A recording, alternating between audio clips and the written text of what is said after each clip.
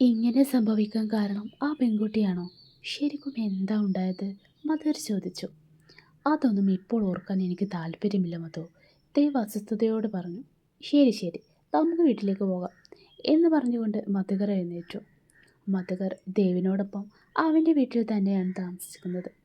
അതേ ദിവസം രാവിലെ വിവേക് ബസ്സിറങ്ങി മുറിയിലേക്ക് പോയി. രാഹുലിനെ ഫോൺ ചെയ്തു. രാഹുൽ എത്തുന്നതിനിടയിൽ വിവേക് കുളിയൊക്കെ കഴിഞ്ഞ് തയ്യാറായി ഗാലറിയിലുള്ള കാവ്യയുടെ ചിത്രങ്ങൾ നോക്കി നിൽക്കുകയാണ്.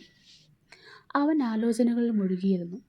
രാഹുൽ വന്നതോടെ തൻ്റെ മൊബൈൽ സ്ക്രീൻ ലോക്ക് ചെയ്ത് അവൻ കസാരയിൽ നിന്നും എഴുന്നേറ്റു.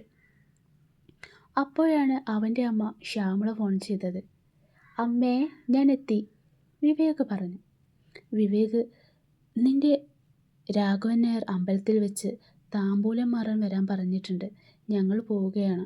കല്യാണ മുഹൂർത്തവും അടുത്ത ദിവസങ്ങളിൽ തന്നെ നിശ്ചയിക്കും. ഇനി അടുത്ത 3 മാസത്തേക്ക് നല്ല മുഹൂർത്തങ്ങളില്ലെന്നാണ് അദ്ദേഹം പറയുന്നത്, അമ്മ പറഞ്ഞു. നിങ്ങളുടെ ഇഷ്ടം അമ്മേ, വിവേക് മറുപടി നൽകി. ശരി, അതാ അദ്ദേഹം കാർ അയച്ചിട്ടുണ്ട്. ഇനി ഞങ്ങൾ ഇറങ്ങുകയാണ്, അവർ പറഞ്ഞു. ശരി അമ്മേ, ബൈ എന്ന് പറഞ്ഞ് വിവേക് ഫോൺ വെച്ചു. നീ ചന്ദ്രകലയെ വിവാഹം കഴിക്കാൻ തീരുമാനമെടുത്തോ എന്ന് രാഹുൽ ചോദിച്ചു. അത്രയും വലിയൊരു സ്വത്ത് വേണ്ടെന്ന് വെക്കാൻ എനിക്കെന്താ ഭ്രാന്താണോ എന്ന് വിവേക് മറുപടി നൽകി. പക്ഷേ ഇങ്ങനെ ചെയ്യുന്നത് നിയമവിരുദ്ധമാണ്. വിവാഹമോചനം വേണമെങ്കിൽ പോലും 1 വർഷം കാത്തിരിക്കേണ്ടി വരും എന്ന് രാഹുൽ പറഞ്ഞു. ഒരു പ്രമുഖ വക്കീലിൻ്റെ കൂടെ ജൂനിയറായി ജോലി ചെയ്യുന്നത് കൊണ്ട് തന്നെ രാഹുലിന് നിയമകാര്യങ്ങളിൽ ചെറിയ ധാരണയൊക്കെയുണ്ട്. നടന്ന കല്യാണത്തെക്കുറിച്ച് നമുക്കും നമ്മുടെ കൂട്ടുകാർക്കുമല്ലാതെ വേറെ ആർക്കാണ് അറിയാവുന്നത്? നമ്മുടെ ആളുകൾ ആരും അത് പുറത്തു പറയില്ല, വിവേക് പറഞ്ഞു. ശരി, അപ്പോൾ രജിസ്ട്രേയും അമ്പലത്തിലെ പൂജാരിയെയും എങ്ങനെ കൈകാര്യം ചെയ്യും? അതുപോട്ടെ, കാവ്യയുടെ വീട്ടിൽ എല്ലാവരും വിവരം അറിഞ്ഞു എന്ന് നീ പറഞ്ഞല്ലോ, രാഹുൽ ആകാംക്ഷയോട് ചോദിച്ചു. നമ്മൾ ഇങ്ങനെ ഒരു കാര്യം ആലോചിക്കുന്നത് കാവ്യ അവളുടെ വീട്ടുകാരോ അറിയാൻ പാടില്ല, വിവേക് പറഞ്ഞു. അതെങ്ങനെ നടക്കാനാണ്? അവർ നിന്റെ നാട്ടിലേക്ക് വരാതിരിക്കില്ലല്ലോ. നിന്നെക്കുറിച്ച് അവർ ഇതിനോടകം തന്നെ അന്വേഷിച്ചും തുടങ്ങി കാണും, രാഹുൽ സംശയം പ്രകടിപ്പിച്ചു. നമുക്കാദ്യം രജിസ്റ്റർ ഓഫീസിൽ പോയി ഈ കല്യാണം എങ്ങനെ ഒഴിവാക്കാമെന്ന് നോക്കാം. പിന്നെ അമ്പലത്തിലെ പൂജാരിയോട് കുറിച്ച് സെൻറ്റിമെൻ്റലായി സംസാരിച്ചാൽ മതി. അദ്ദേഹം ആരോടൊന്നും പറയാൻ നിൽക്കില്ല, വിവേക് പറഞ്ഞു. പക്ഷേ നീ കാവ്യയുടെ അച്ഛനെ കാണുമെന്ന് പറഞ്ഞിരുന്നല്ലോ, രാഹുൽ ഓർമ്മിപ്പിച്ചു.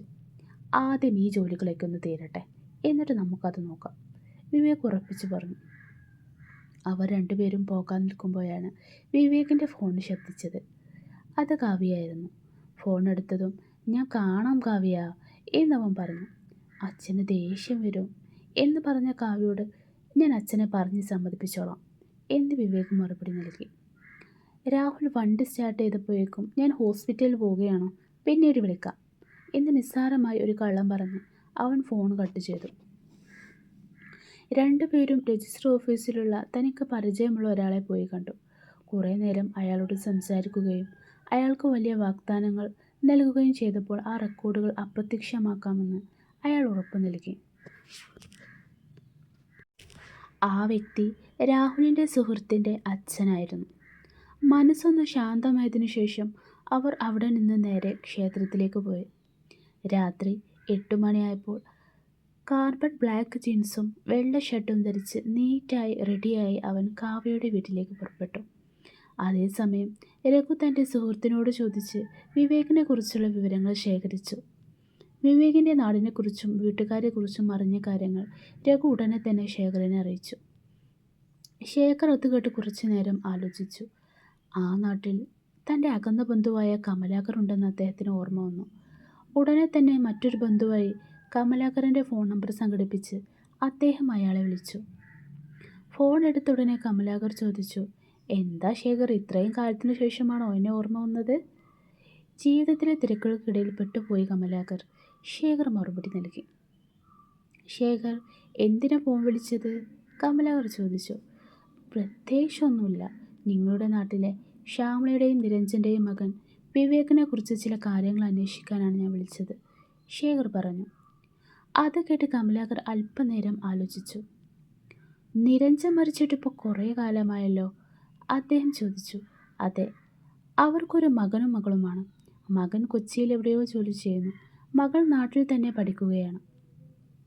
ആ കുടുംബത്തെക്കുറിച്ചാണോ നിനക്കറിയേണ്ടത്? കമലാകർ തിരക്കി. അതെ, ശേഖർ മറുപടി നൽകി. ഒരു വിവാഹാലോചനക്കാണെങ്കിൽ ഈ അന്വേഷണം ഇപ്പോൾ തന്നെ നിർത്തിക്കോ. അതെന്താ കമല? ശേഖർ ചോദിച്ചു. രാഘവൻ നായർ ഈ നാട്ടിലെ പ്രമുഖനായ ഒരു കർഷകനാണ്. വലിയ ആസ്തിയുള്ള ഒരാൾ. അദ്ദേഹത്തിന് ഒരേ ഒരു മകളാണ്. ഈ പയ്യൻ അദ്ദേഹത്തിൻ്റെ അനന്തരവനാണ് എന്നാണ് അറിയുന്നത്. ഇന്ന് ക്ഷേത്രത്തിൽ വെച്ച് അവരുടെ വിവാഹ നിശ്ചയ ചടങ്ങുകൾ നടക്കുകയാണ്.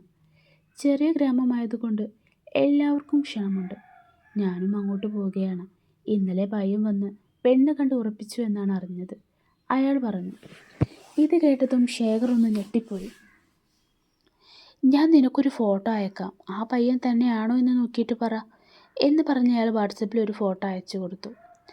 അത് നോക്കിയിട്ട് കമലാകർ പറഞ്ഞു. അതെ, ഈ പയ്യൻ തന്നെ. അവൻ രഘുവിനെ ഫോൺ വിളിച്ച് കാര്യങ്ങളെല്ലാം വിശദമായി സംസാരിച്ചു. ശേഖർ, വിധി നിശ്ചയിച്ച കാര്യങ്ങൾ നടപ്പിലാക്കാൻ ദൈവം തന്നെ വഴി കാണിച്ചു തരും എന്ന് പറയുന്നത് ശരിയാണ്. അവൻ്റെ കല്യാണത്തിന് നീ നേരിട്ട് നിൻ്റെ മകളെ കൊണ്ടുപോയി കാണിക്കണം. അപ്പോൾ അവൾക്ക് സത്യങ്ങൾ ബോധ്യമാവും. അവൾ ആ പഴയ മോഹങ്ങളിൽ നിന്ന് പുറത്തു വരികയും ചെയ്യും, രഘു പറഞ്ഞു. രഘുവിൻ്റെ ആ വാക്കുകൾ കേട്ടപ്പോൾ ശേഖറിൻ്റെ മനസ്സിന് വലിയൊരു ആശ്വാസം തോന്നി.